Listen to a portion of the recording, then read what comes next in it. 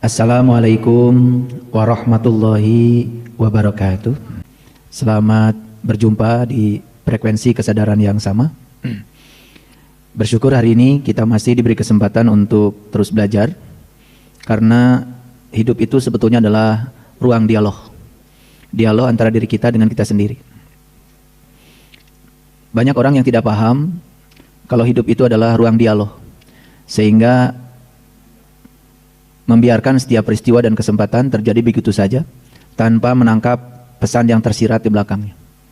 Beruntung sekali para sahabat yang tubuh intuisinya sudah hidup, sehingga kesadarannya selalu aktif di setiap ruang dan waktu, dan dengan demikian kita dalam proses belajar ini tidak akan pernah mengulang kejadian yang sama, apalagi kejadian yang tidak kita harapkan terjadinya. Mereka yang sering terjebak di lubang yang sama berulang-ulang, sebetulnya karena mereka mengabaikan setiap pesan semesta yang datang kepada dirinya. Banyak yang masih beranggapan ketika ada yang tidak mengenakan hidupnya itu dianggap sebagai ujian. Padahal sebetulnya kata yang paling tepat dari Allah itu bukan ujian sebetulnya, tapi tuntunan. Jadi Allah itu sebetulnya selalu memberikan tuntunan. Dalam bahasa agama sering disebut dengan hidayah itu. Hidayah itu kan al-hidayah, itu artinya kata benda itu, yaitu petunjuk. Jadi Allah tidak pernah menghukum, apalagi mengazab, apalagi mengutuk, karena Dia Maha Pengasih, Maha Penyayang, tapi Dia senantiasa menuntun, membimbing. Walaupun ya, dengan cara-cara yang kita tidak suka.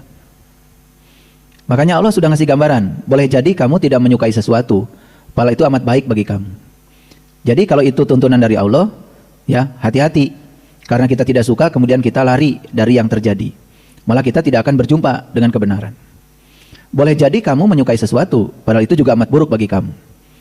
Disinilah pentingnya hidup dengan kesadaran. Kalau hidup dengan pikiran, begitu ada yang tidak disukai, pasti langsung menendang. Kalau hidup dengan pikiran, begitu ada yang disukai, langsung mencengkram.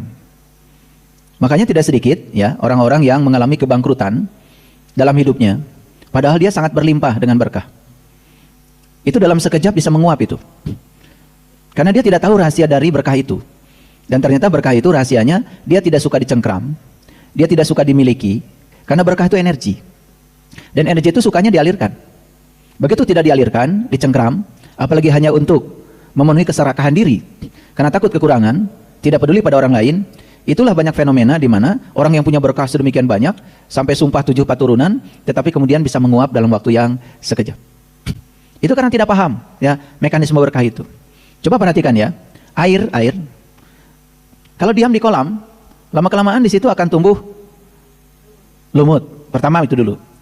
Yang kedua, ya akan tumbuh binatang-binatang yang sebelumnya tidak ada. Cacing lebih banyak, nyamuk lebih banyak, betul nggak? Dan lama-kelamaan airnya jadi bau. Ya, itulah ya. Jadi berkah itu persis seperti air. Senangnya itu mengalir. Nah, kalau lihat air yang mengalir, coba perhatikan. Air mengalir di sungai, walaupun di ujungnya kotor, tapi karena mengalir terus, lama-kelamaan mengendap, sampai di ujung bawah itu menjadi jernih. Itulah pentingnya mengalir, karena mengalir itu bisa menjernihkan aliran. Tapi kalau diam, itu cenderung menimbulkan penyakit. Nah, oleh karena itu, maka kita selalu bersyukur kalau kita masih bisa menangkap pesan-pesan dari semesta ini lewat pembelajaran hidup, lewat pengalaman hidup, dan itulah yang akan menuntun kita untuk menjadi lebih baik. Itu yang dikatakan di Quran, walal akhiratu khairun laka minal ula. Jadi masa depan kita itu selalu cerah, gemilang, bahkan gamlang. Ada juga yang masa depannya gambling, bukan gamlang, karena dia tidak menyiapkan. Dianggap keberuntungan itu faktor kebetulan. Padahal tidak ada sebetulnya yang namanya faktor kebetulan. Keberuntungan itu harus melalui suatu pembiasaan yang disadari, pembiasaan yang disengaja. Nah, untuk mencapai hasil yang luar biasa itu, kita harus melakukan tindakan-tindakan kecil, ya. Tetapi tindakan itu mengarah kepada tujuan. Oleh karena itu, hari ini saya akan mencoba membedah sesuatu yang sangat langka, ya, di semesta ini, yaitu rahasia tentang supernova, ya. Supernova, tetapi kita akan melihat dari perspektif spiritual. Karena kalau supernova dari perspektif sains itu banyak yang membahas. Jadi kalau di YouTube itu yang membahas supernova banyak, tapi perspektif sains, perspektif fisika, perspektif astronomi. Nah, hari ini kita akan membahas dari perspektif spiritual. Apakah ada kaitan ya antara supernova dengan spiritual itu? Nah, oleh karena itu saya ingin menunjukkan dulu gambar-gambar supernova ya, Kang Firman. Bapak Ibu mungkin belum begitu kenal ya. Ada nova, ada supernova. Makanya banyak ya orang yang memberi nama anaknya Nova. Nova itu sebetulnya sesuatu yang baru. Ya. Jadi bintang baru yang terbentuk disebut juga nova. Pokoknya segala sesuatu yang baru biasanya disebut nova. Jadi nova itu inginnya pemikirannya baru, ya, kesadarannya baru, ya, gitu. Bukan hanya bajunya yang baru, tapi yang paling penting itu kesadarannya selalu baru, ya. Jadi supernova itu sebetulnya adalah ya ledakan bintang. Jadi bintang itu bahan bakarnya adalah hidrogen. Ketika bahan bakarnya habis, bintang itu, maka dia akan mengakhiri hidupnya dengan cara meledakkan diri. Itu yang di Quran disebut anajem atau bintang mati. Tetapi ketika ledakan itu terjadi, maka setiap ledakan pasti akan meradiasikan energi. Nah, energi yang diradiasikan itu ya, itu kadang-kadang disebut juga debu semesta, debu kosmik yang disebut dengan nebula. Ya, sehingga menghasilkan warna yang berkilauan, warna-warni, ya. Itu yang disebut dengan supernova. Coba Bapak Ibu perhatikan, ya, matahari ya, matahari setiap pagi kita berterima kasih pada matahari. Sering berterima kasih pada matahari. Sering ya, pagi-pagi itu tatap, terima kasih sama matahari. Kan matahari itu ayah kita. Kalau nggak ada matahari itu nggak ada manusia.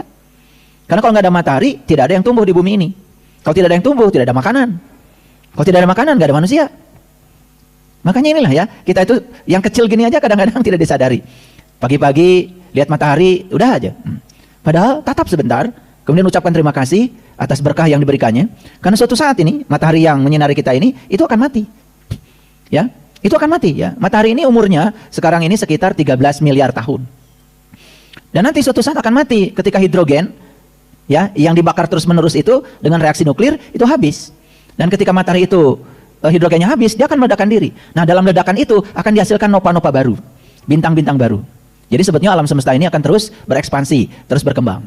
Ya, itu yang disebut dengan supernova. Jadi ledakan bintang yang sudah kehabisan bahan bakar, itu bahasa awamnya lah. Saya tidak akan bicara terlalu dalam secara fisika karena nanti takut Bapak Ibu mungkin pusing terjebak oleh kerumitan secara fisika. Oke, sekarang perhatikan. Saya mau tunjukkan beberapa contoh gambar supernova. Ini karena terang ya, jadi tidak terlalu jelas, jadi silau ya. Ini gambar supernova. Kalau Bapak Ibu perhatikan ya, gambar ini ya. Nah, ini juga gambar supernova. Kalau di komputer saya jelas sekali. Bapak Ibu bisa melihat di sini ada warna-warni cahaya yang sangat indah ya. Bagi para sahabat yang sudah terbuka langit rohaninya, melihat yang kayak gini itu bukan sesuatu yang asing. Tapi bagi mereka yang masih tertutup melihat yang gini itu apa ini gitu ya. Tapi kalau yang sudah istilah Quran itu terbelah langitnya, langit rohaninya itu udah terbelah, udah kasyaf itu, udah kasyaf. Di Quran dikatakan fakasyafna anka gidoaka fabasyaruka liyaumal hadid. Pada hari ini aku singkapkan hijab yang menutupi pandanganmu sehingga penglihatanmu menjadi amat tajam. Itu surat Qaf itu ya. Jadi saya menunjukkan gambar ini adalah hasil dari teleskop yang paling baru. Jadi ada di NASA itu namanya teleskop Hubble. Dulu ada teleskop Galileo Galilei. Kemudian diganti dengan teleskop Hubble. Teleskop Hubble sudah berumur hampir 30 tahun, diganti oleh teleskop baru namanya teleskop James Webb. Dan teleskop itu bisa memotret alam semesta. Makanya saya akan berbicara nanti ya asal-usul alam semesta, termasuk juga asal-usul kenapa ada manusia. Ya, makanya kenapa manusia disebut stardust atau disebut debu bintang. Karena kalau tidak ada bintang, nggak ada manusia. Nah, selama ini kan kita awam ya, menganggap seolah-olah penciptaan bintang dengan penciptaan manusia itu sesuatu yang terpisah seolah-olah. Padahal kita ini, semua unsur-unsur yang ada di tubuh kita, atom-atom yang ada di tubuh kita ini, itu atom-atom yang terbentuk oleh proses yang sangat evolutif, sangat panjang. Itu awalnya dari ledakan bintang. Maka nanti saya akan jelaskan kenapa terbentuk hidrogen, helium, kenapa atom-atom yang lain terbentuk di sini. Ya, ada natrium, ada kalium, ada ferum, ada aurum, ada argentum. Ya, jadi di tubuh kita ini paling tidak sekitar ada 140 unsur pembentuk tubuh kita yang diklasifikasi menjadi 4 kelompok: unsur tanah, unsur air, unsur udara, dan unsur api. Coba unsur udara aja di sini ya, banyak sekali di sini gas. Ada karbon dioksida, ya, ada nitrogen, ada hidrogen, ya, ada gas metan, macam-macam di sini, ya, banyak sekali. Ya, cuma karena tidak kelihatan, ya, seolah-olah tidak ada. Ingat ya, yang tidak kelihatan itu belum tentu tidak ada. Ya, ini gambar supernova yang terbaru. Saya tunjukkan lagi. Ini juga gambar supernova, ya. Mungkin kalau para sahabat yang sudah bisa melihat kebesaran Tuhan dalam dirinya, melihat yang kayak gini itu merinding-merinding ya. Karena apa? Karena bukan sesuatu yang asing gitu loh. Ya, bayangkan ya. Para nabi, para rasul udah lihat ini, tapi teleskop-teleskop yang canggih belum ada. Dan mereka melihatnya bukan lewat teleskop yang buatan manusia, langsung lewat teleskop buatan Tuhan yang bernama tubuh ini. Makanya siapa yang sudah bisa menggunakan tubuhnya sebagai teleskop, itu dia bisa menyaksikan semua keajaiban ini. Wah, makanya beruntung sekali ya kalau mereka yang sudah bisa menyaksikan ini di dalam dirinya. Oke, saya tunjukkan lagi. Ini juga gambar supernova, ya. Indah sekali. Ini tahun 87. Kenapa ada istilah A di sini, supernova 1987A? Karena supernova itu terbagi dua. Ada supernova yang masih mengandung oksigen, ada hidrogen, ada supernova yang non hidrogen. Nah, itu kemudian ada 3 tipe, ada tipe A, tipe B, tipe C. Ini yang terekam ini tipe A ini, ya. Udah, kalau saya bicara ini jangan terlalu dipusingkan ya, nanti kepalanya jadi pusing. Tapi saya mau menunjukkan ini fakta-fakta ilmiahnya dulu, baru nanti saya masuk ke spiritual. Oke. Nah, ini salah satu gambar yang ditangkap oleh teleskop Hubble ya, teleskop Hubble. Ya. Ini teleskop Galileo. Ini masih tahun 87. Karena teleskop Hubble itu mulai diluncurkan tahun 90. Tahun 90. Nah, ini adalah nebula, cincin nebula. Jadi kita melihatnya seolah-olah cahaya ya dari kejauhan. Padahal siapa tahu di sini tuh ada galaksi ya, ada miliaran bintang, cuman karena saking jauhnya kita hanya melihat cahaya aja. Nah, ini juga contoh dari supernova Kepler. Nah, jadi ada orang fisika namanya Johannes Kepler. Dia yang menemukan tiga hukum astronomi ya, John Kepler. Johannes Kepler itu menemukan hukum Kepler 1, 2, 3 itu di fisika ya. Ini hasil ini yang paling baru ya. Ini adalah mawar merah. Ini juga jenis supernova ya. Nah, jadi kalau saya tunjukkan semua jenis-jenis supernova tentu tidak cukup waktu. Tetapi sebetulnya apa sih supernova itu? Saya mau jelaskan sedikit. Alam semesta ini awalnya kosong. Kosong. Ya. Tetapi yang kosong itu sebetulnya menjadi bibit untuk terciptanya semua yang bersifat materi. Makanya ada dua realitas. Ada realitas energetik, ada realitas fisik. Nah, realitas fisik ini terjadi karena adanya realitas energetik. Jadi jangan menganggap bahwa yang tidak kelihatan, yang kosong ini kosong. Perhatikan saya, ya, perhatikan saya. Bapak Ibu sekarang sedang mengambil energi dari ruang kosong lewat nafas. Berarti di sini ada energi nggak? Ada, ya. Dan yang mengambil energi dari ruang ini bukan hanya manusia. Hewan ngambilnya dari sini, tumbuhan ngambil dari sini, betul nggak? Dan kita satu dengan yang lain itu terhubung nih oleh ruang kosong ini. Dan ruang kosong ini, saya sering mengatakan, saking luar biasanya, ya, saking luar biasa nilainya, ruang kosong ini, ya, tidak ada jualannya. Makanya dalam hidup ada dua, ada yang berguna, ada yang bernilai. Pilih mana Bapak Ibu? Yang berguna atau yang bernilai? Atau tidak mengerti? Nih, perhatikan. Emas itu bernilai. Emas bernilai kan? Ya. Tapi emas bisa dipakai nggak? Nggak bisa. Emas itu yang dipakai ruang kosongnya. Coba, ini emas nih, emas ya, itu gelang itu. Kalau nggak ada ruang kosongnya bisa nggak dipakai? Ya.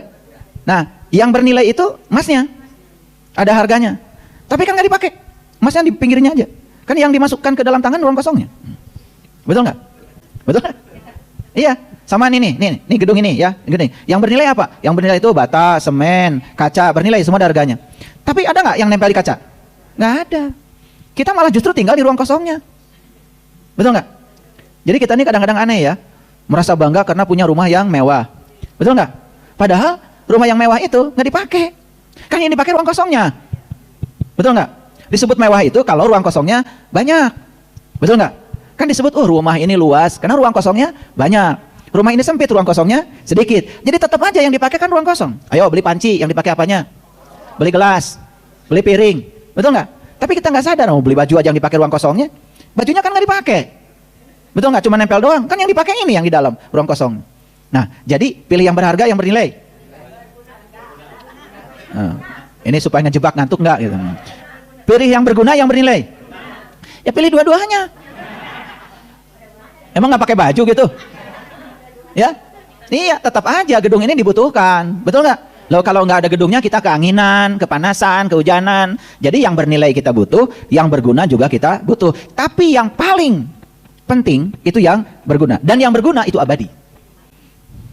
Yang bernilai itu datang dan pergi, ada rusaknya. Tapi yang berguna ini abadi. Bahkan dia bukan sekedar ruang. Tetapi ini adalah ruang energi yang memberikan kehidupan pada semua manusia. Saya sering mengatakan, kita tidak makan 3 hari mungkin masih hidup. Kita tidak minum 3 hari mungkin masih hidup. Tapi tidak bernapas, 3 menit aja. Nggak usah 3 hari.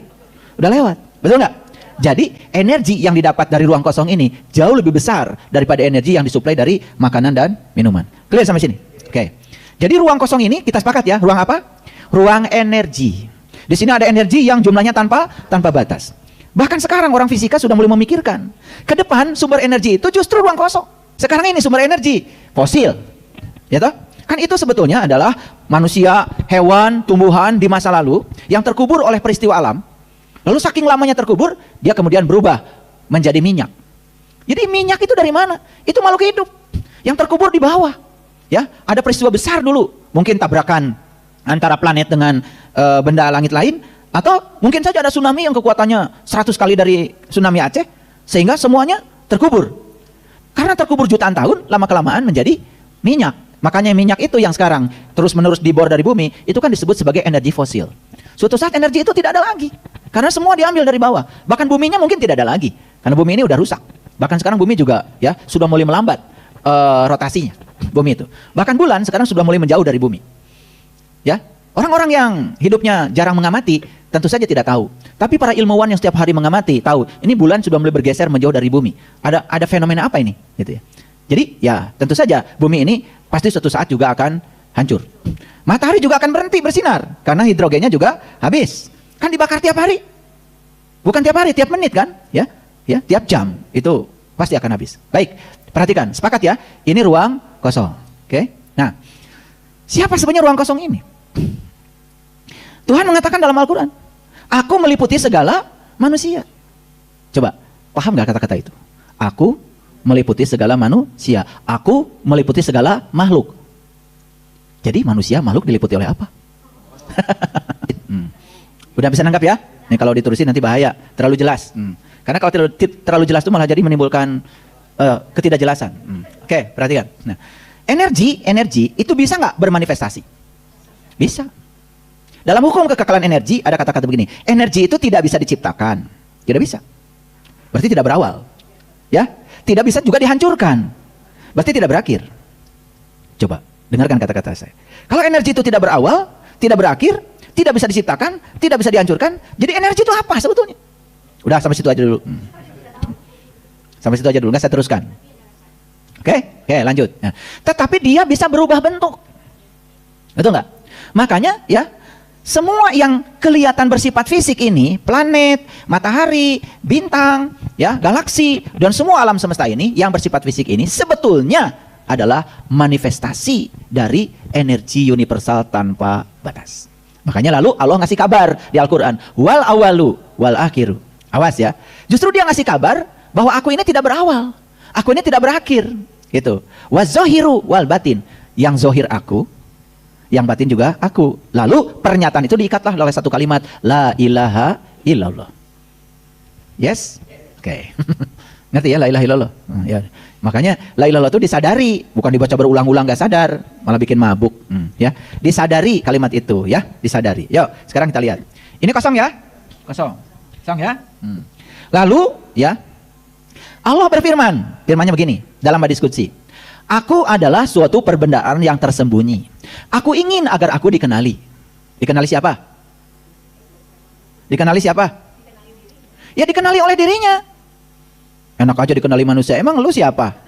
Ya, kan manusia juga sebetulnya adalah dirinya, ya, yang kemudian ya mengambil tempat, ya, dalam tanda kutip ya, karena tidak mengambil tempat seperti wadah, ya. Tetapi dirinya itu kemudian memberikan kehidupan sehingga tubuh yang asalnya mati terhidupi oleh yang maha hidup. Jadi disebut seolah-olah hidup. Jadi sebetulnya ketika nanti sang hidup memandang wadah ini tidak laik pakai lagi untuk hidup, ya udah sang hidup pergi, ini mati lagi. Mati itu kayak gitu aja, ya. Mati itu bukan berarti yang hidup jadi mati, bukan. Ya, yang mati kembali mati. Paham? Paham? Ya. Mati itu bukan yang hidup jadi mati. Tapi yang mati kembali mati, karena yang hidup tidak pernah mati. Yang hidup cuman tidak mau lagi menghidupi yang mati. Gitu. Paham? Gitu aja. biar jelas. Oke, nah, jadi sebetulnya semesta ini awalnya dulu cuman satu titik kecil aja. Nah, titik kecil ini dalam bahasa fisika disebut dengan singularitas. Pernah dengar kata ini?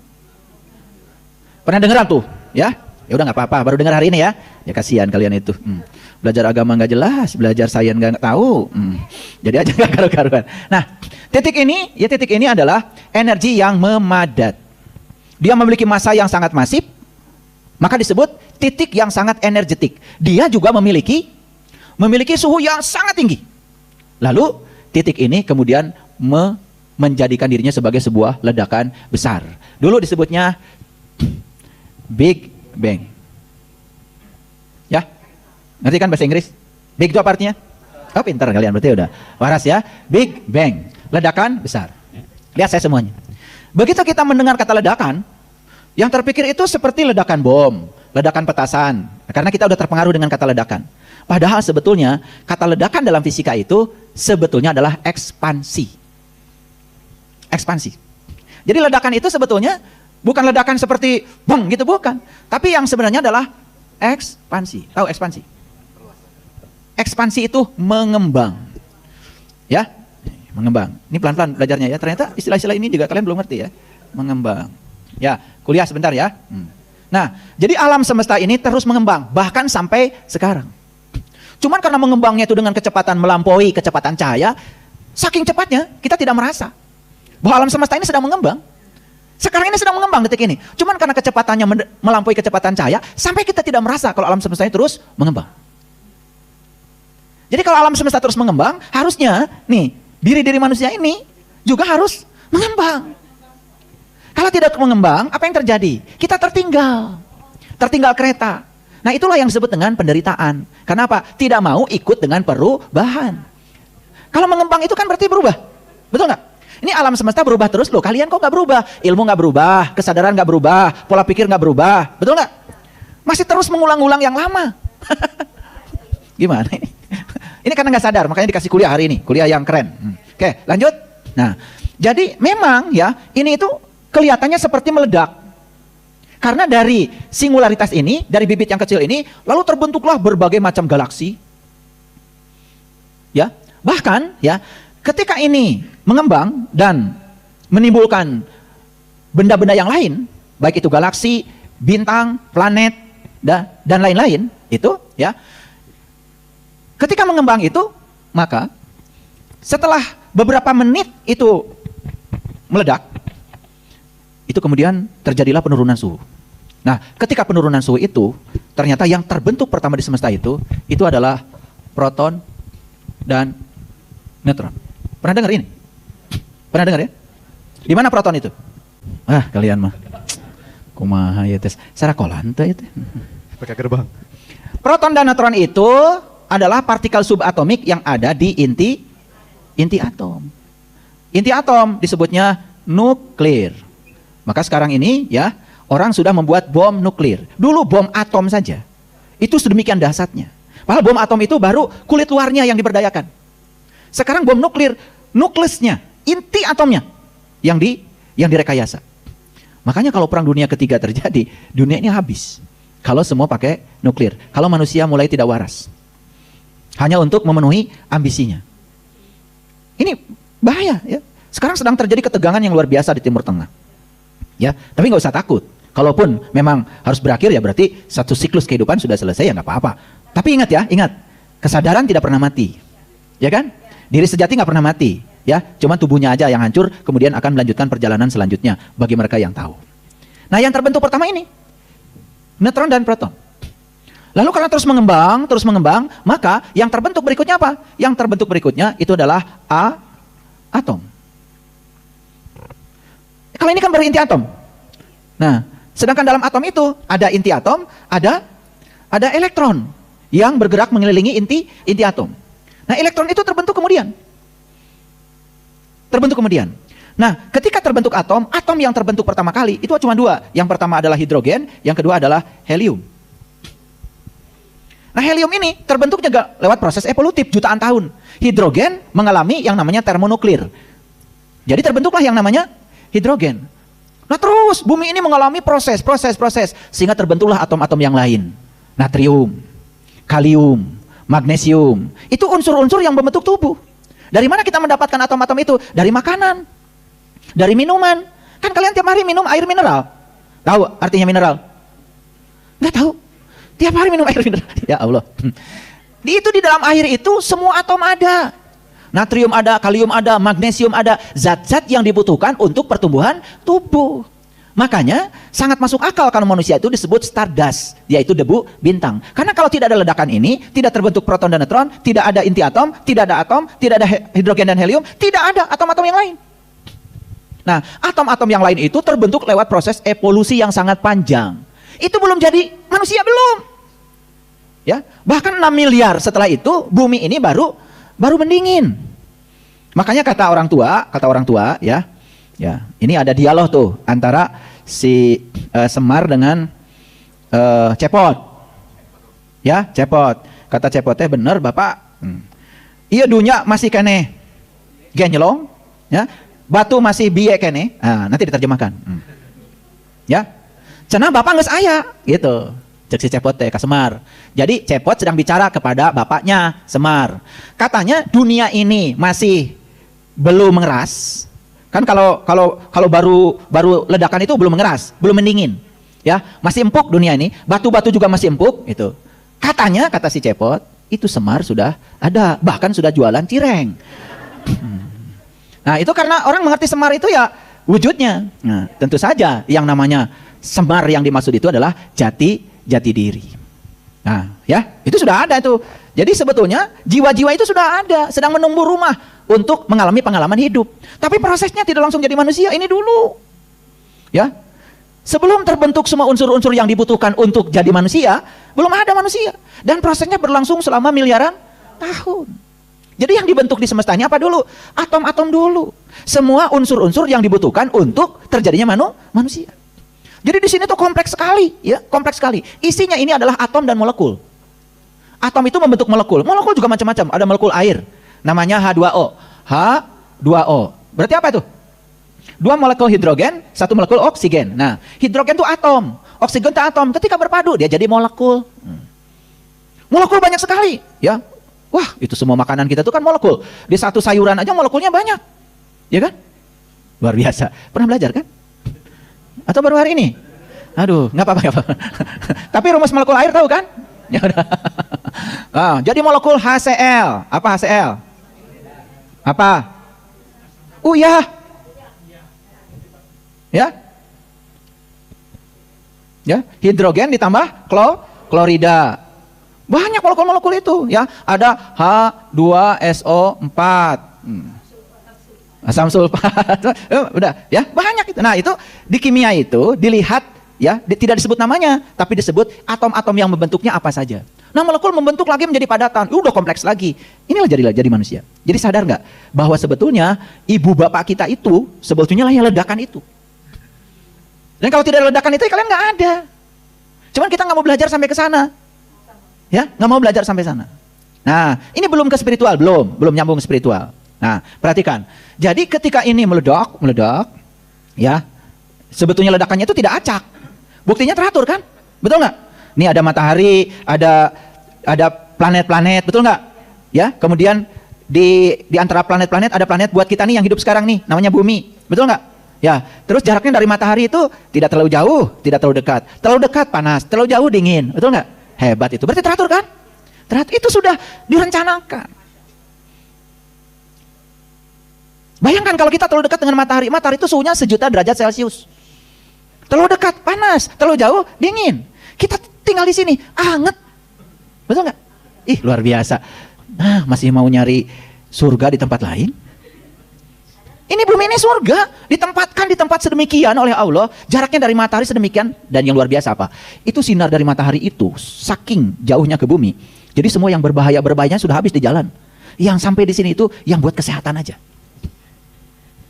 Dan di atas bumi disediakan yang namanya lapisan ozon pelindung. Kenapa? Karena dari matahari hasil ledakan nuklir itu ada yang namanya ultraviolet. Dan kalau ultraviolet itu nyampe ke kulit, terbakar. Ya, akan terjadi bintik-bintik sangat berbahaya. Bisa jadi kanker kulit. Lalu dilindungilah dengan lapisan ozon. Sehingga ultraviolet tertinggal di sana. Gak bisa ke sini. Tapi sekarang lapisan ozonnya dirusak oleh manusia. Lapisan ozonnya bolong.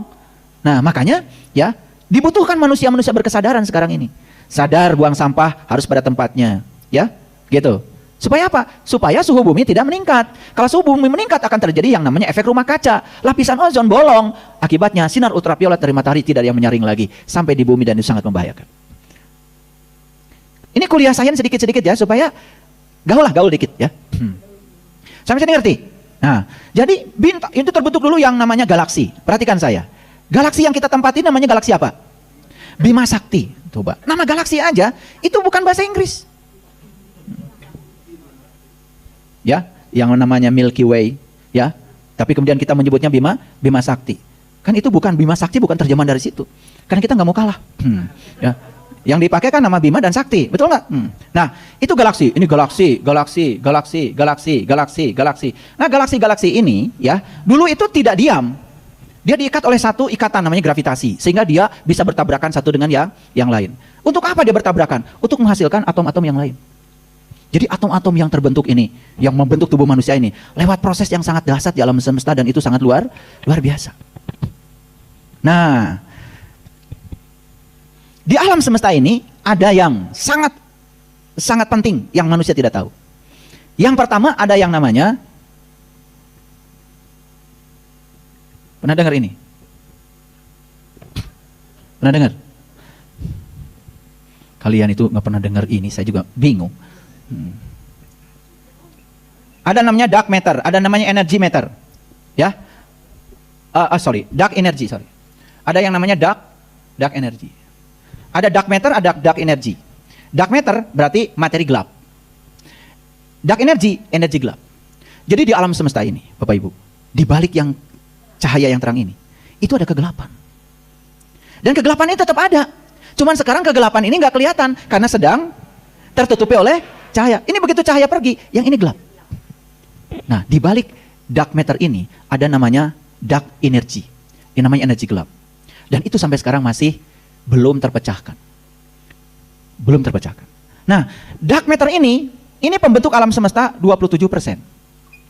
Dark energy pembentuk alam semesta 68%. Jumlahkan. Lob 27 tambah 68 sebaraha? Masih pakai kalkulator? Berapa? Aduh, lama sekali. Bagaimana mengenal jati diri? 95%. Jadi artinya alam semesta ini 95% belum diketahui oleh manusia. Jadi semua teleskop yang ada sekarang ini baru bisa memecahkan misteri alam semesta cuma 5%. 90% masih belum terpecahkan. Bayangkan, baru 5% aja kita sudah bisa mencapai teknologi seperti yang sekarang. AI, internet, ya, fiber optik, itu lompatan-lompatan. Dulu orang mengirim data harus pakai kabel listrik. Sekarang mengirim data pakai kabel optik, namanya fiber optik. Udah luar biasa. Ini baru manusia mengenal alam semesta 5%. 95% manusia belum mengenal alam semesta ini. Jadi kalau ada orang mengatakan saya sudah mengenal Tuhan, itu hanya sombong. Kesombongan aja. Bahwa dia sedang berusaha mengenalnya, yes. Tapi kalau mengatakan saya sudah sampai, saya sudah mencapai kesadaran, saya sudah ini sudah bullshit itu. Ya. Jadi orang fisika aja masih bingung dengan yang 95% ini. Cuma disebut aja dark matter dan dark energy. Tetapi barangnya seperti apa? Cuman mereka sadar kalau itu ada. Kenapa? Karena kalau tidak ada dark matter dan dark energy, ini bumi ini siapa yang mengikat? Dia bisa tinggal di ruang kosong ini dan jaraknya dengan bulan teratur sehingga kita bisa ngitung kalender Hijriah. Jarak dengan matahari teratur ketika kita bisa menghitung kalender Masehi. Siapa yang mengikat ini? Wah, ini kalau belajar ilmu ma'rifat sampai ke sini. Nah, terus apa pentingnya saya menjelaskan ini? Terus apa kaitannya dengan spiritual? Perhatikan saya. Ini saya baru cerita secara global asal muasal alam semesta. Global loh ini, belum detail. Saya kalau bicara bagaimana atom-atom itu membentuk tubuh manusia, wah itu perlu 60 SKS. Oke, sekarang gini, Bapak Ibu. Allah berfirman dalam Al-Quran. Ini firman lagi. Ya kan? Makanya bagus ngasih nama anak itu, firman bagus. Perhatikan. Inna fi khalqis samawati wal ar wa ikhtilafil laili wan nahar la ayati liulil albab. Sesungguhnya dalam penciptaan langit dan bumi, nih, la ayati, terdapat tanda. Tanda siapa? Tanda siapa? Tanda Tuhan. Kan Tuhan itu menciptakan alam semesta karena ingin dikenal. Dikenal oleh siapa? Dikenal oleh dirinya sendiri. Oke. Inna fi khalqis samawati wal ar wa ikhtilafil laili wan nahar la ayati liulil albab. Sesungguhnya dalam penciptaan langit dan bumi ini dan silih bergantinya siang dan malam. Kenapa ada siang dan malam? Perhatikan saya. Adanya siang dan malam itu kan sebetulnya sederhana. Ini matahari sebagai pusat tata surya. Ini bumi. Si bumi ini mengalami rotasi. Dia tuh punya sumber rotasi. Sambil dia berotasi, dia berevolusi. Ngerti ya? Rotasi. Sambil dia berotasi, dia juga berevolusi. Jadi dia tuh sambil mengelilingi matahari, bumi ini muter cepat sekali. Loh kok kita tidak merasakan? Saking cepatnya. Sehingga resultan gaya pada kita tuh jadi nol. Kenapa? Ada udara. Ada atmosfer yang menahannya. Oke. Dia berputar terus. Jadi siang itu apa artinya? Sini, betul nggak? Kan matahari langsung ke sini. Siang, yang sini malam. Itu aja. Terus nanti karena dia berotasi, jadi gantian kan? Dalam 24 jam. Jadi yang sekarang nih dapat sinar matahari yang sekarang terhalang kan oleh bumi, yang sana gelap kan? Betul nggak? Nanti kan berputar. Yang ini terang, kita yang ke sana gelap. Betul nggak? Tapi yang jelas alam semesta ini isinya adalah dark matter, dark energy. Dan sekarang gelap itu ada di sini. Cuman sedang terhalang oleh sinar. Jadi sebetulnya ya gelap itu karena ketiadaan cahaya. Tapi jangan menganggap gelap itu tidak ada. Justru gelap itu adalah sumber awalnya kehidupan. Makanya saya akan membuat sebuah tempat. Tempat itu tidak akan bisa masuk cahaya sedikit pun. Dan itu sudah dibuat oleh leluhur kita di Cirebon. Yang namanya Gua Sunyaragi. Di situ masuk ke situ, gelap sekali. Tapi gelapnya itu beda. Gelapnya itu beda. Ada yang pernah ke sana? Oke, nanti saya ajak deh yang belum pernah ke sana. Percuma saya ngomong dengan yang belum pernah ke sana. Jadi ini dulu, ngerti ya? Nah, lihat saya. Sesungguhnya dalam penciptaan langit dan bumi terdapat tanda. Yes? Bagi siapa? Bagi ulil albab. Yang kedua, sesungguhnya dalam pergantian siang dan malam juga terdapat tanda. Bagi siapa? Bagi ulil albab. Jadi di dua fenomena alam itu, yang pertama penciptaan langit dan bumi, yang kedua silih bergantinya siang dan malam, kamu harus menemukan Tuhan. Gitu maksudnya. Di situ kamu harus menemukan Dia.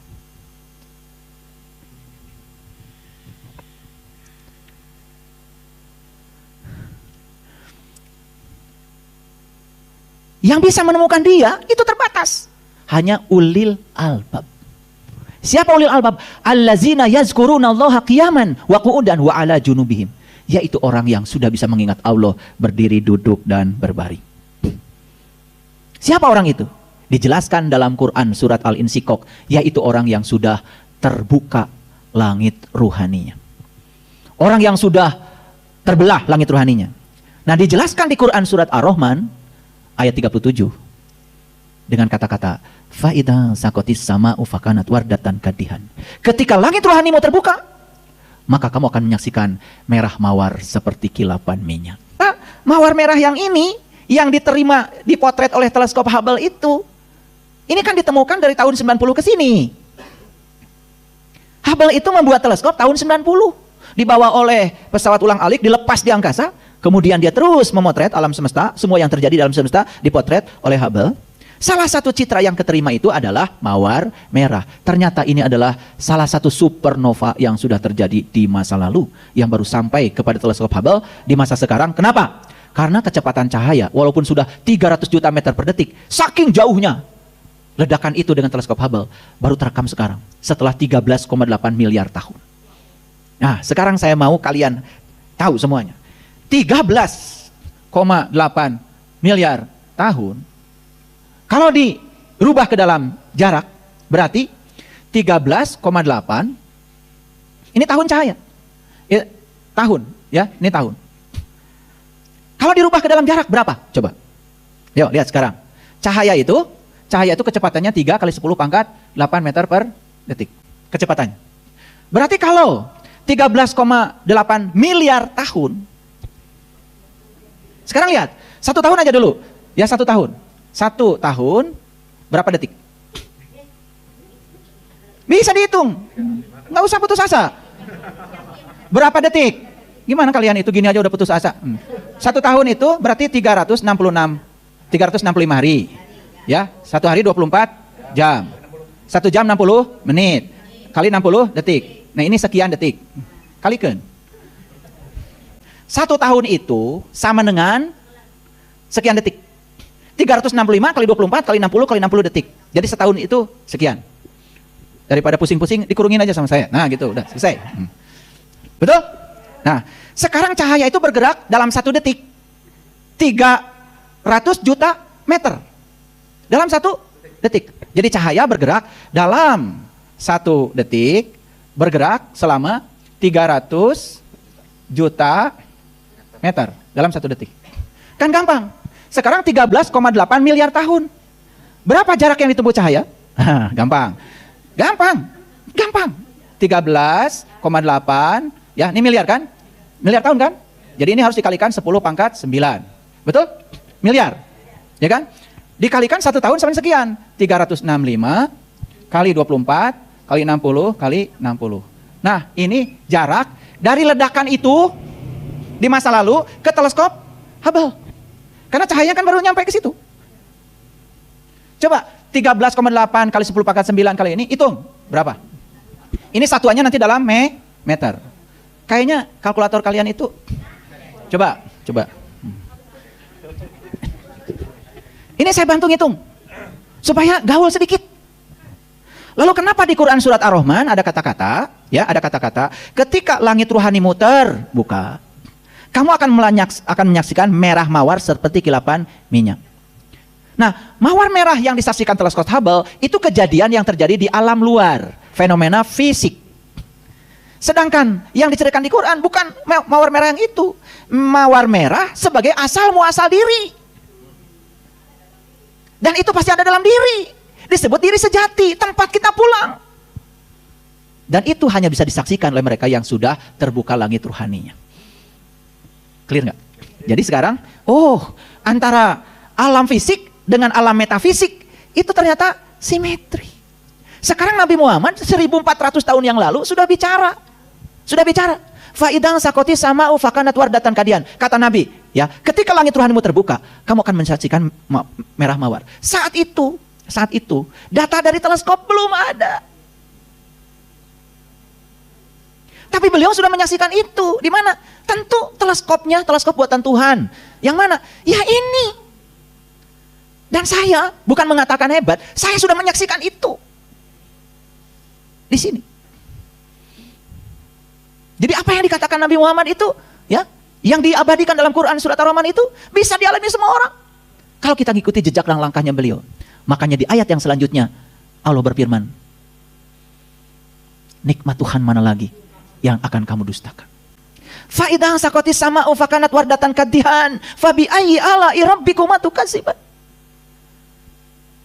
Siapapun yang sudah menyaksikan merah mawar itu di dalam dirinya, jangan pernah kamu mendustakan nikmat. Tidak ada yang lebih nikmat dari itu. Makanya yang dapat nikmat pun cuma 4 golongan. Para nabi, para siddiqin, para syuhada, dan para sholihin. Nyambung jadinya ayat Al-Quran itu. Dijelaskan secara sains nyambung. Dijelaskan secara spiritual nyambung. Itu. Saya juga tidak mengerti. Kenapa dulu saya disuruh belajar yang gini-gini? Susah-susah. Ini Bapak Ibu, saya menghindari rumus. Kalau tadi ada hitung-hitungan kayak gitu, itu SD. Saya menghindari rumus. Kalau saya masukkan rumus-rumus gravitasi, hukum Kepler, aduh, pasti Bapak Ibu lihat rumusnya aja udah galing. Keriting, tambah keriting aja ya. Ngalikan yang gitu aja udah pusing. Saya tanya tadi 1 tahun berapa detik? Mulai, kaget. Padahal bisa kan? Tahun ditransformasi ke hari, betul nggak? Hari ke jam, jam ke menit, ke detik, dapat. Tinggal ngalikan. Itulah pentingnya keterampilan hidup. Bayangkan Bapak Ibu ya, orang yang belajar memahami alam semesta, memahami semesta ini hanya dari satu sudut pandang, apalagi cuma belajar ngotak-atik, mohon maaf ya, cara baca Al-Quran, mau dapat apa? Terus kalau sudah rapi gombi gunanya, terus dapat apa? Banyak yang harus diungkap. Lalu kenapa perjalanan Mi'rajnya Nabi Muhammad itu diabadikan di Quran surat An-Najm? Walaqad ra'ahu nazlatan ukhra inda sidratil muntaha indaha jannatul ma'wa id yaghsha sidrata ma yaghsha. Jadi Nabi Muhammad juga menyaksikan An-Najm. Makanya surat An-Najm ayat pertama apa? Wa najmi idha hawa. Demi bintang ketika mati. Tadi saya cerita bintang apa? Bintang mati. Bintang mati itu adalah bintang yang kehabisan bahan bakar. Dan kemudian dia mengakhiri hidupnya. Mengakhiri siklus hidupnya. Dan ternyata semua bintang-bintang yang mati itu saat dia meledak menghasilkan supernova. Tadi sudah saya tunjukkan jenis-jenis supernova ya, gambar-gambarnya. Ini adalah supernova yang paling baru, yang disebut dengan merah mawar, yang sudah disebut dalam Al-Quran. Bapak Ibu, banyak ya di antara kita yang melewatkan setiap pesan-pesan semesta dalam kitab suci begitu saja. Baca surat Ar-Rahman, sering. Sunatan Ar-Rahman, kawinan Ar-Rahman, syukuran Ar-Rahman, betul nggak? Ya, tapi begitu ditanya, itu di Ar-Rahman katanya ada merah mawar. Apa tuh? Pokoknya bacanya yang penting faidah. Itu ikhfa. Isinya apa? Nggak peduli. Padahal kita sekarang sudah hidup di zaman di mana informasi semua ada. Tinggal kita mempetakan informasi itu demi untuk kepentingan kedewasaan kita. Allah bilang di Quran, wa'tasimu bihablillahi jami'a. Dan berpegang teguhlah kamu kepada Habl. Sedangkan ada orang Amerika, lahir di Amerika. Saya juga tidak tahu agamanya apa. Ternyata dia menciptakan teleskop. Namanya teleskop Hubble. Karena nama orang ini Hubble. Saya jarang ya lihat orang Amerika namanya Hubble. Kan yang teleskop baru juga namanya James Webb. James, no Hubble. Tapi yang ini Hubble. Dan itu disebut di Quran surat Ali Imran. Kamu semua harus berpegang teguh kepada Hubble. Bihablillah, tali Allah. Apa sih tali Allah? Lanjutkan baca ayatnya. Wa'tasimu bihablillahi jami'a wala tafarraqu wazkuru nikmatallah alaikum. Dan ingatlah nikmat Allah yang telah diberikan kepadamu. Tadi dikatakan dalam Quran surat Ar-Rahman, nikmat itu apa? Nikmat Allah itu saat terbuka langit ruhani, kemudian kita bisa menyaksikan yang disaksikan. Maka kata Quran, fabi ayyi ala'i rabbikuma tukadzib. Nikmat Allah yang mana lagi yang mau kau dustakan? Waduh, jadi ini cerita nikmat ini jadi mengerucut. Betul nggak? Nah, ingatlah nikmat Allah kepada kamu. Ya, kalau gitu saya tunjukkan aja ayatnya ya, biar semuanya bisa melihat ya. Nah, ini nih ayatnya. Yuk, lihat ayat ini. Wah, udah galing nih. Kelihatan, masih kelihatan? Inilah. Dan berpegang teguhlah kamu semua kepada tali Allah. Dan janganlah kamu bercerai-berai. Kalau semua orang sudah berpegang teguh pada tali ini, tidak akan bercerai-berai. Tidak ada orang berantem karena agama. Nggak ada. Itu yang suka berantem-berantem itu karena belum menyelami esensi agama. Dan ingatlah akan nikmat Allah kepadamu ketika kamu dahulu bermusuh-musuhan. Dulu kamu bermusuh-musuhan karena belum sadar. Kemudian kata Allah, maka Allah mempersatukan kolbumu. Ini yang dipersatukan apa? Kolbumu. Ini bahasanya sederhana ya. Ya, fa'allafa baina qulubikum. Yang dipersatukan tuh kolbunya. Nih. Dulu kamu bermusuhan. Tapi setelah dipersatukan kolbunya, dipersatukan. Siapa yang persatukan? Yang mempersatukan tuh tali. Ayo. Kan sapu lidi itu asalnya bercerai-berai. Siapa yang menyatukan? Tali. Setelah diikat oleh tali, ingat, tali itu buat mengikat. Kalau ngerti ayat ini, kalau ngerti aja, ya. Lalu dijadikanlah kamu dengan nikmat itu menjadi sahabat. Jadi yang mempersatukan itu apa? Nikmat Allah. Nikmat Allah itulah tali. Ini jelas ayat ini. Jadi yang namanya tali itu nikmat Allah.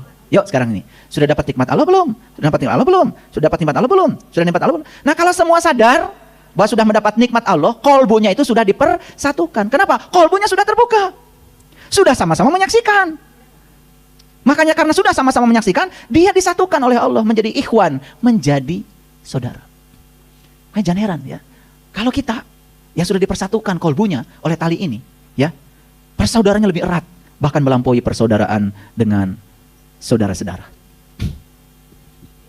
Makanya di ayat ini dikatakan, ya, dan kamu telah berada di tepi jurang neraka, lalu Allah menyelamatkan kamu daripadanya. Demikianlah Allah menerangkan tanda-tandanya kepadamu agar kamu mendapatkan hidayah. Ini dipungkas kalimat ini dengan la'alakum tahtadun. Supaya kamu dapat hidayah. Hidayah itu petunjuk. Petunjuk tentang apa? Petunjuk tentang bagaimana cara mengenali jati diri. Kalau sudah kenal jati dirinya, dia kenal kepada Tuhannya. Kalau sudah kenal kepada Tuhannya, hidupnya dia selaras dengan Tuhan. Itulah surga. Quran sudah menyebut, ya. Bahkan alam semesta ini awal muasalnya juga gelap. Makanya ya, yang pertama diciptakan kan Nur Muhammad. Ya kan? Jadi jangan menganggap bahwa kegelapan itu gelap. Cuman tidak nampak oleh mata. Sama seperti gelombang elektromagnetik. Perhatikan. Gelombang elektromagnetik itu ada gelombang radio. Ada, buktinya radio bisa hidup. Walaupun tidak kelihatan ada gelombangnya. Ada gelombang mikro. Buktinya microwave bisa hidup. Kan gak kelihatan tuh gelombangnya. Betul nggak? Ada inframerah. Ya, buktinya kamera bisa menangkap. Padahal nggak kelihatan. Tapi ada cahaya tampak. Nah yang ini. Ini hanya bagian kecil saja dari spektrum gelombang elektromagnetik. Setelah cahaya tampak berikutnya masuk yang namanya ultraviolet. Nggak kelihatan. Tapi ada. Selanjutnya ada namanya sinar X. Nggak kelihatan. Tapi ada. Buktinya Bapak Ibu jatuh di ronsen. Kelihatan tuh. Betul nggak? Iya. Oh ini tulangnya. Oh ini ada tumor. Oh ini ada benda lain nih di tubuhnya. Kelihatan. Berikutnya ada lagi yang lebih tinggi frekuensinya. Namanya sinar gamma. Jadi yang tidak kelihatan itu belum tentu tidak ada. Nah, kenapa orang fisika bicara dark matter dan dark energy? Karena ternyata efeknya ada, walaupun tidak kelihatan. Efeknya ada. Efek gravitasinya terukur, gitu. Jadi akhirnya disimpulkan bahwa pengendali alam semesta ini bukan yang 5%. Yang 95%. Dark matter and dark energy. Dan itu belum kelihatan. Jadi betapa kita ini sombong kalau mengatakan saya sudah mengenal Tuhan. Yang 5% aja Bapak Ibu, contoh yang 5%. Memang ada di sini yang sudah jalan-jalan ke semua galaksi? Boro-boro semua galaksi. Ini orang Bekasi aja, belum tentu semua Bekasi tahu. Betul nggak? Ini se-Bekasi aja.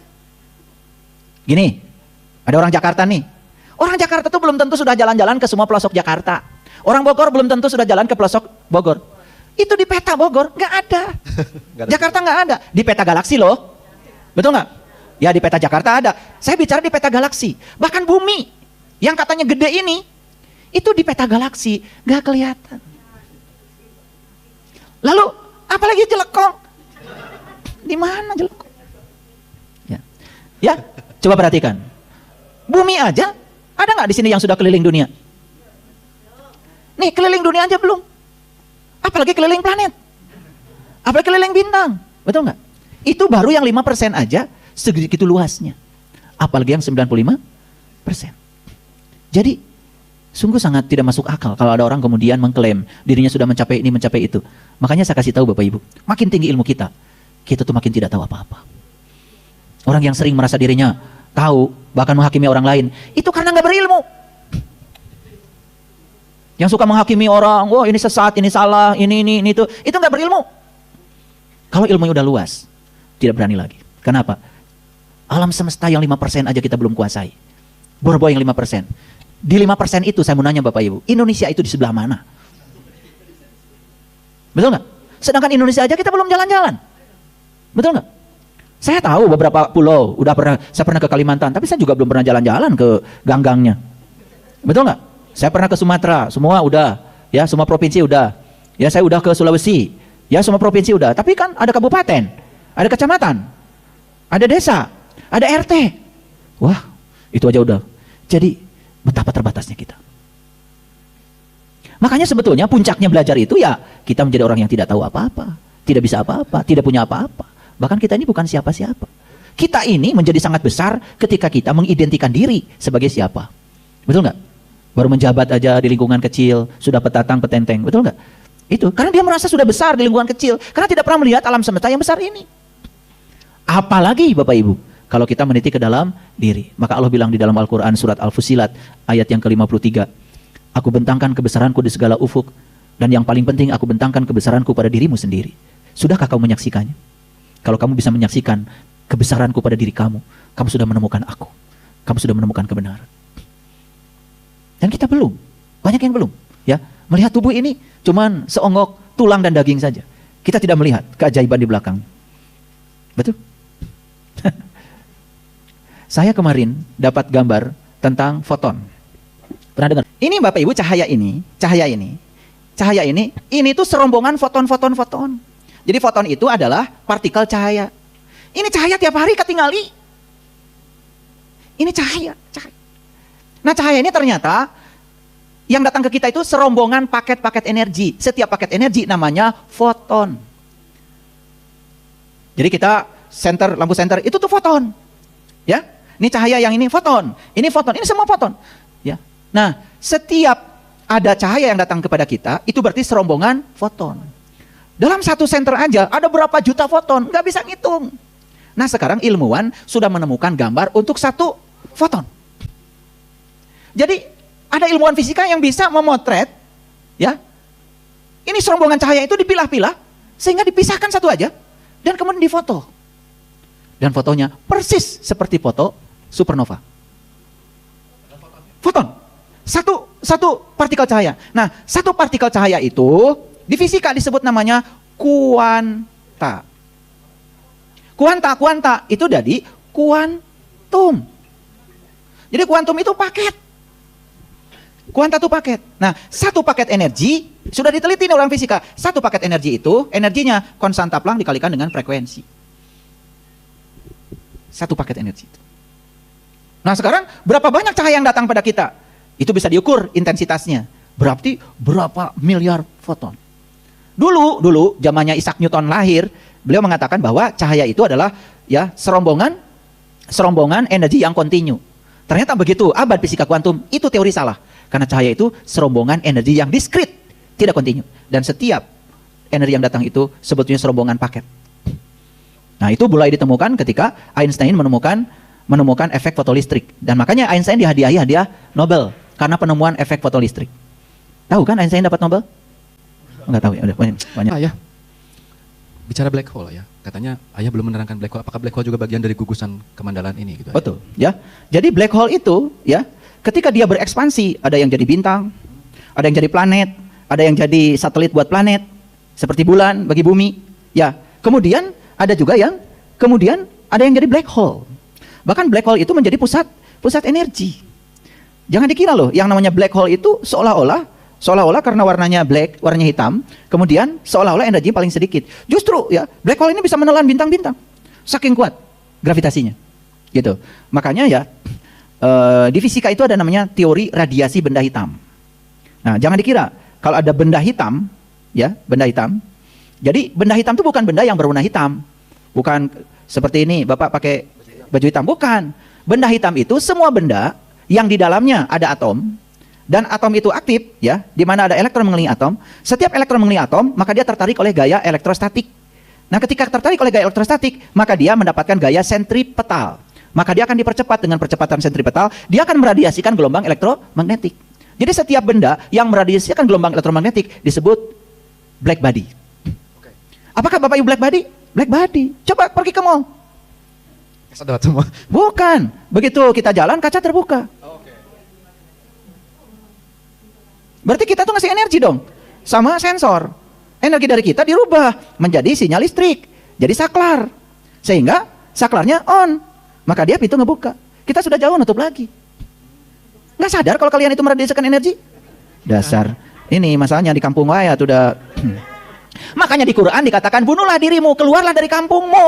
Ya cari cing di kampung wae.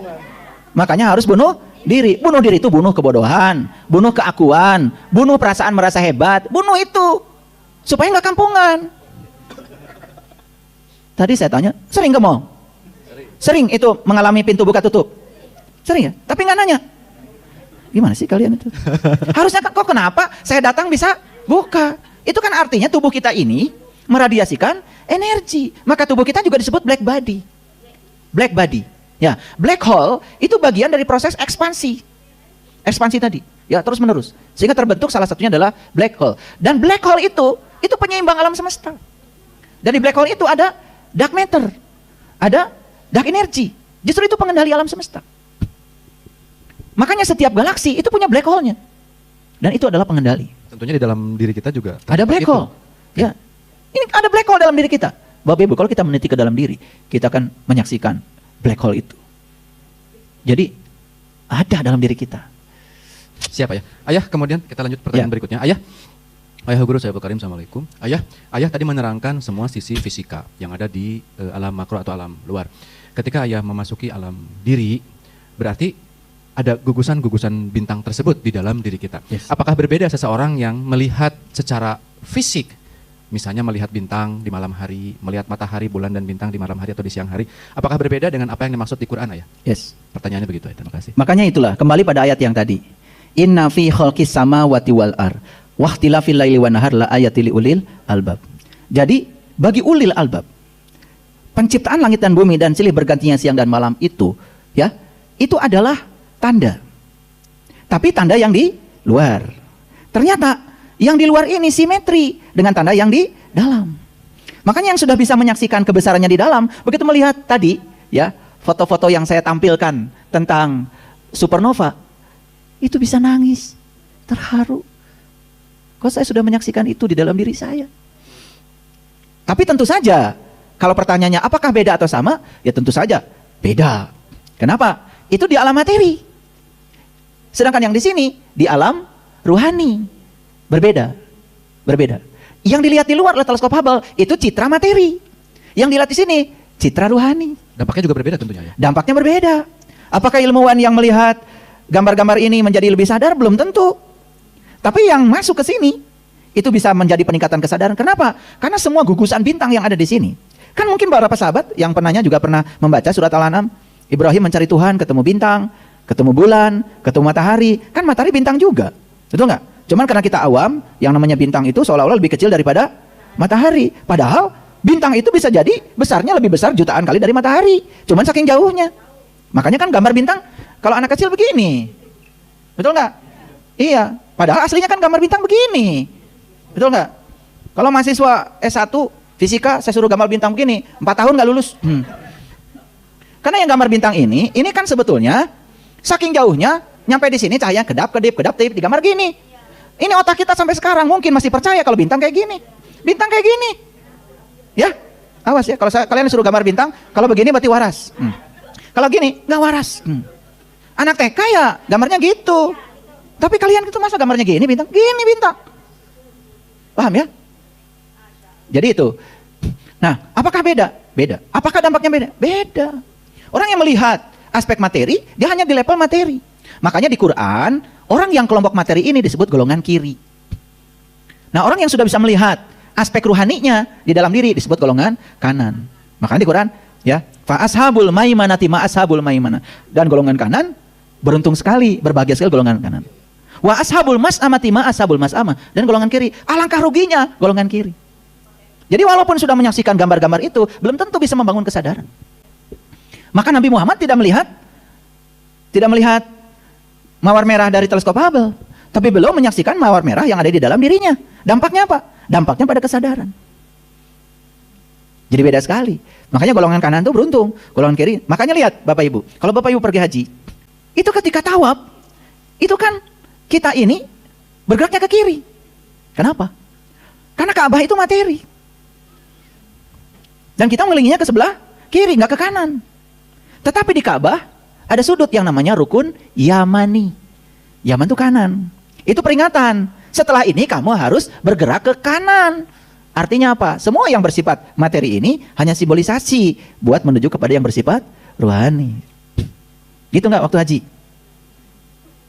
Nggak percaya kalian begitu. Yang penting muter kan? Labaik Allahumma labaik. Muter lah yang penting ya, 7 putaran. Ya toh?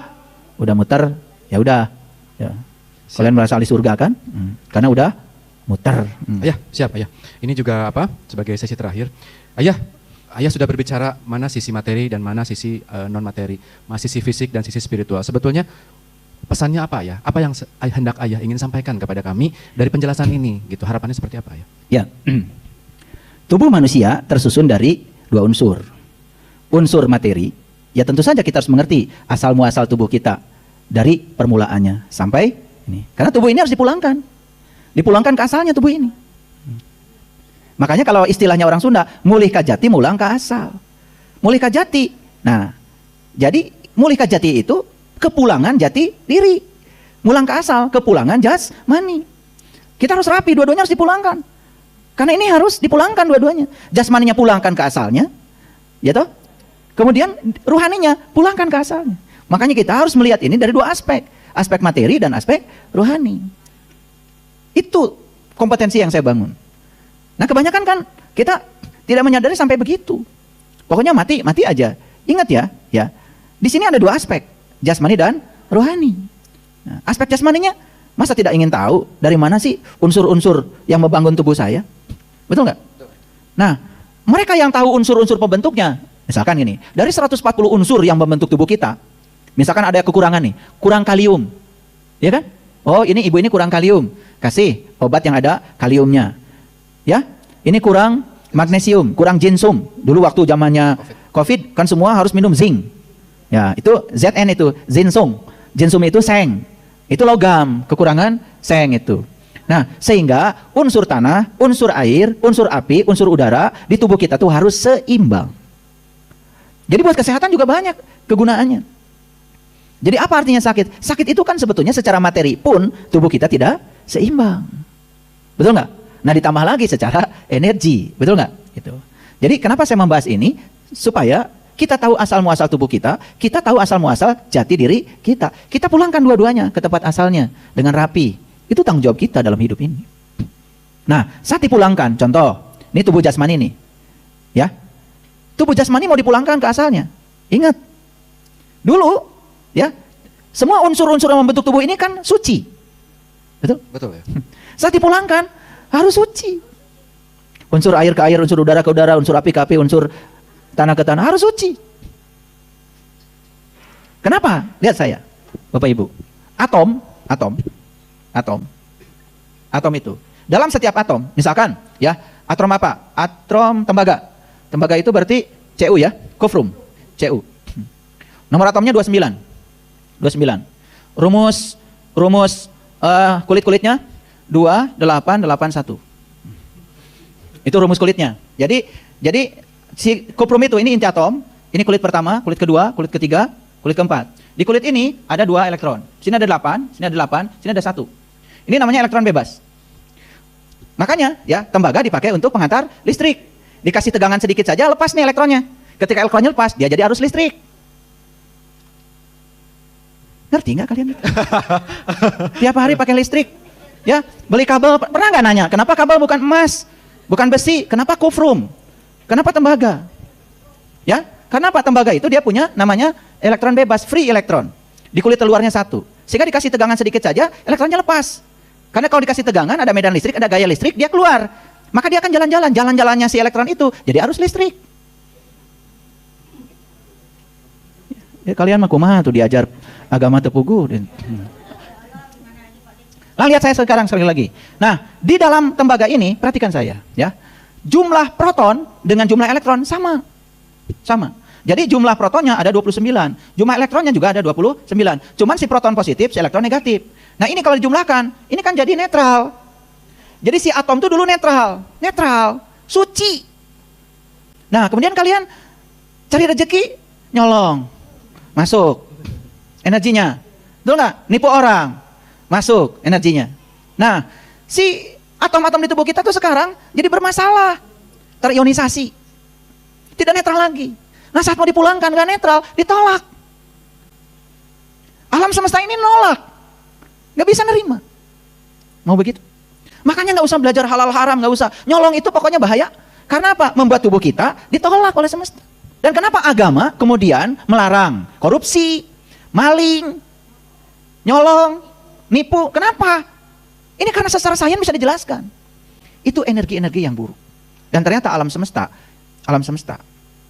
ya, hukum alam itu sangat menjunjung tinggi yang namanya cinta, kekuatan positif. Makanya begitu kita mencari rezeki, ya, menempatkan uang di atas Tuhan, sudah bangkrut lepas. Dan itu akan membawa efek. Makanya banyak ya, tubuhnya sakit-sakitan, betul nggak? Duit banyak tapi tubuh sakit-sakitan. Kenapa? Karena di sini tidak seimbang energinya. Padahal si atom-atom ini semuanya asalnya netral, Tapi menjadi tidak netral di sini. Kenapa? Itu karena diganggu kenetralannya. Tambah lagi, gampang marah, tersinggung, fitnah, menghujat orang, tambah pelit lagi, ya. Kemudian suka mencaci maki orang lain, merendahkan orang lain. Wah, itu. Dan kalau semua orang paham, baik secara materi maupun secara imateri, kita ini jadi waspada hidup. Betul nggak? Iya. Saya daripada cari uang yang haram, sedikit lagi, lebih bagus cari uang yang halal dan banyak. Kenapa manusia banyak yang menderita? Kenapa Nabi Muhammad berpesan? Kadar kefakiran itu dekat kepada kadar kekufuran. Ingat Bapak Ibu, fakir itu yang paling berbahaya sebetulnya. Bukan kefakiran harta, tapi kefakiran ilmu. Itu yang disebut dengan racun kehidupan yang bernama kebodohan. Bodoh itu yang mencelakakan. Kalau kefakiran harta, asal baik aja akhlaknya, saya kira banyak yang iba, banyak yang menolong. Betul nggak? Nggak usah takut, ya nggak usah takut. Asal bener aja. Datang aja ke rumah orang, mobilnya kotor, dicuciin mobilnya, masa tidak dikasih uang? Betul nggak? Itu. Tapi kalau orang bodoh, gengsian, kan memilih untuk mencari kesempatan untuk nyolong. Betul nggak? Dan dia pikir nyolong itu kemenangan, karena tidak kelihatan orang. Padahal dia sedang menipu dirinya sendiri. Dia sedang mengganggu netralitas dari atom yang ada di dalam dirinya secara materi. Belum lagi mengganggu netralitas rohaninya. Betul nggak?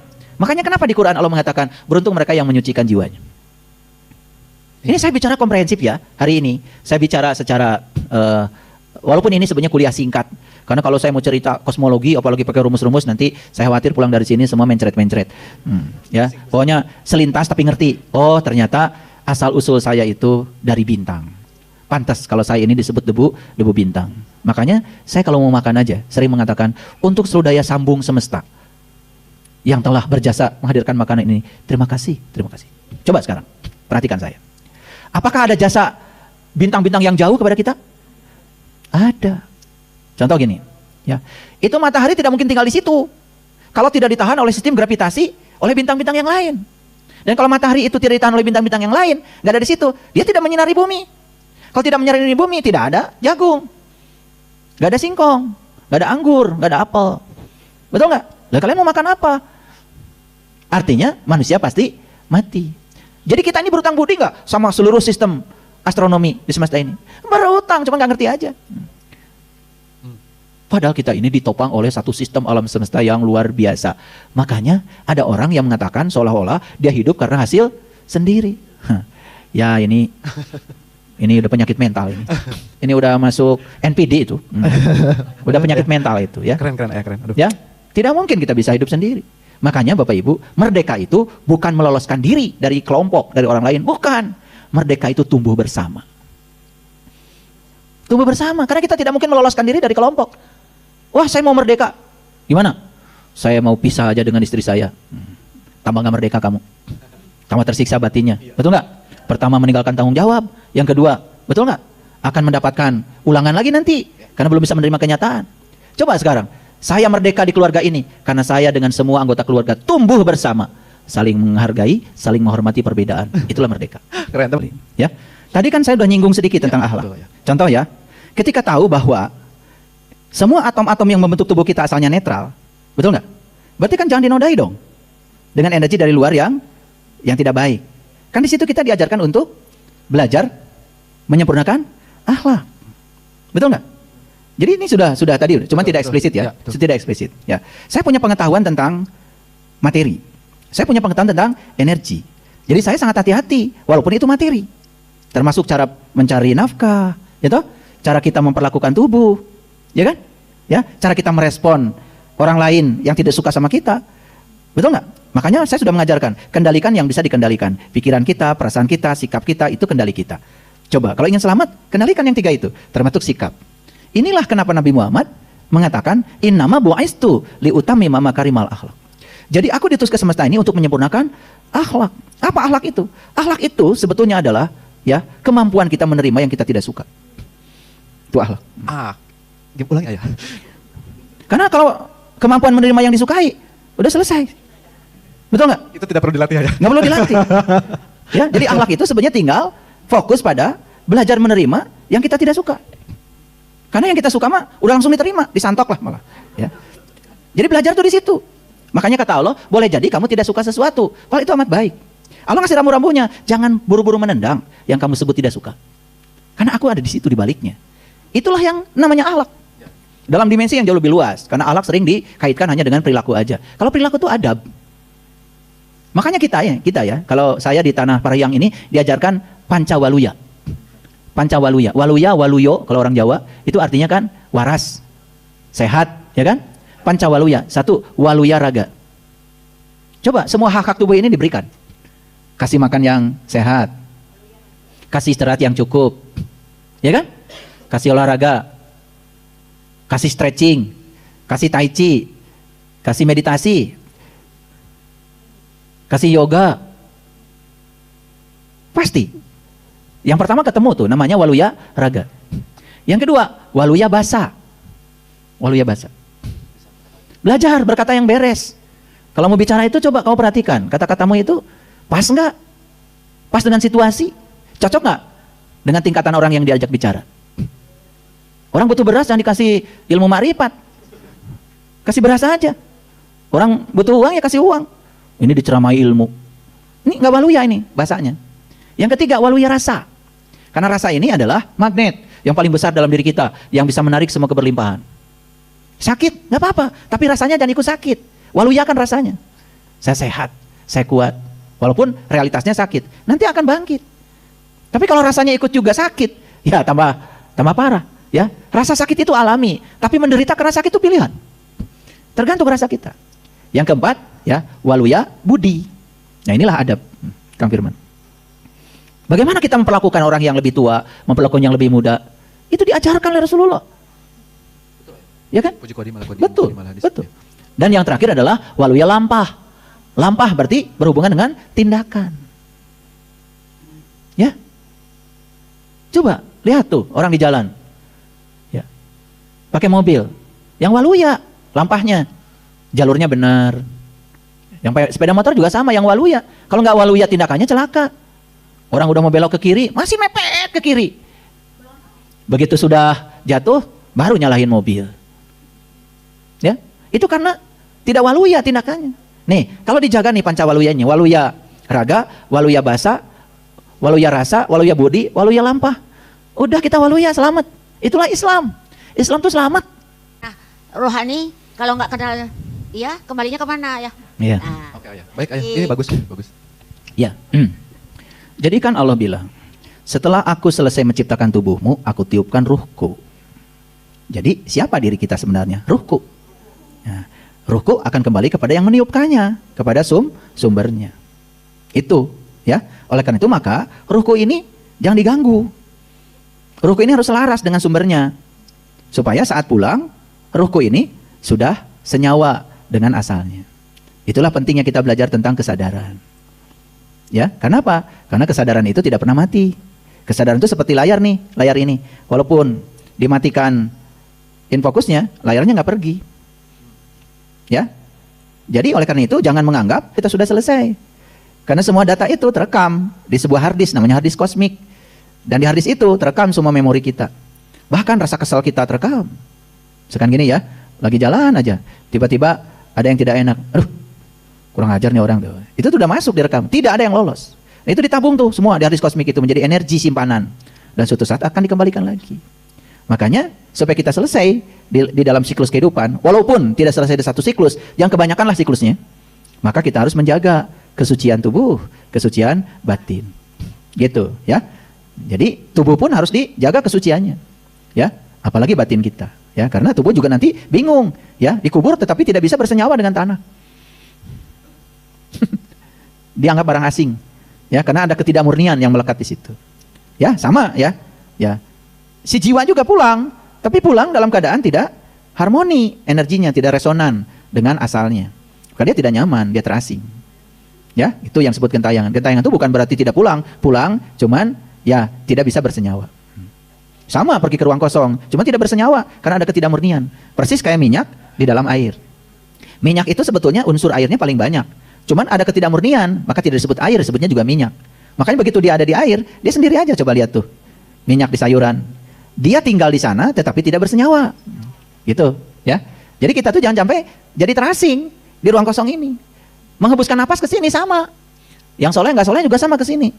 Cuman yang soleh itu selaras dengan semesta, yang disebut dengan innalillahi wa inna ilaihi. Yang tidak itu ada di sini tapi tidak bisa menyatu. Dia terasing karena ada energi yang mengasingkan itu. Gitu, ya. Paham ya?